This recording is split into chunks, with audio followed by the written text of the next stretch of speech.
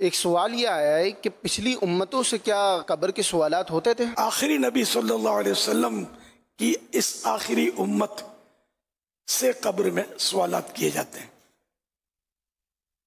ایک اور سوال یہ آیا ہے کہ اگر ہمیں پتہ چلے کہ ہمارے پیٹھ پیچھے کسی نے ہماری برائی کی ہے تو ہمیں اپنا رویہ کیسا رکھنا چاہیے؟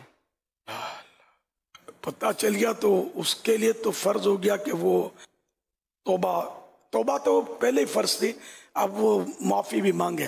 اب یہ الگ بات ہے کہ اس کو پتہ نہیں ہے کہ اس کو پتہ چل گیا، تاہم یہ کہ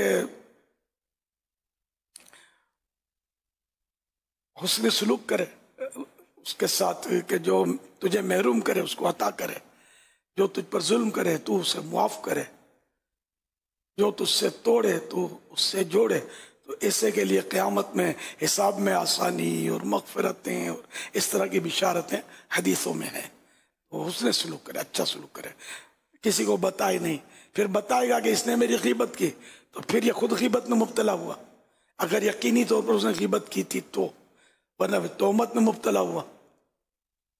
اس لیے وہ قفل مدینہ لگائے، دعائے خیر کرے اس سے، تو یہ بھی نہیں کہے گا ہاں مجھے سب پتہ ہے، میرے بارے میں تو یہ کہتا تھا، کیا ضرورت ہے اس کے لیے؟ پھر یہی خرابی پیدا ہوگی نا۔ ہو سکتا ہے وہ جذبات میں آ کے دو چار باتیں اور آپ کو بول دے، لڑائی ہو جائے، شیطان تالیاں بجائے یا ریفری بن جائے شیطان، خوب لڑو، میں ہوں نا۔ دونوں کو جب تک جیل کے سریوں کے پیچھے نہیں دیکھوں گا چین سے نہیں بیٹھوں گا۔ صلو علی الحبیب صلی اللہ علیہ علی محمد صلی اللہ علیہ وسلم۔